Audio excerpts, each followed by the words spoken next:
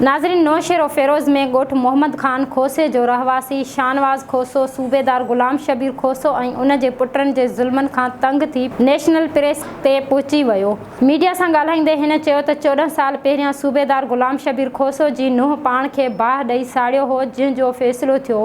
हिन मथां भाइपी में 12 लख रुपया चटी पई। हिन मूंखे चयो त तो वटि 2 मेहूं आहिनि, ॾे मां चटी भरियां, 1 साल जे अंदरि तोखे मां मेहूं वठी ॾींदुसि या पैसा ॾींदुसि, पर 14 साल गुज़री वञण बावजूद पैसा नथो ॾिए। मां मिसकिन मज़दूर आहियां। मां जेॾी महिल पैसा थो घुरांसि त सूबेदार ग़ुलाम शबीर खोसो, उन जो पुटु पुलिस वारो ऐं वकील मूंखे धमकियूं ॾियनि था त पैसा घुरंदे तोखे उफ़ट मारींदासीं। सूबेदार चए थो तंग कंदे तोखे फुल फ्राई कंदुसि। IG DIG खे बे दरख़्वास्तूं ॾिनियूं आहिनि, पर को बि मूंखे पंहिंजो हक़ नथो वठी ॾिए। हिन हुकूमत सिंध, IG सिंध, SSP नौशेरो फेरोज़ ऐं ॿियनि वस वारनि खे अपील कई त मूंखे पंहिंजा पैसा वठी ॾिना वञनि।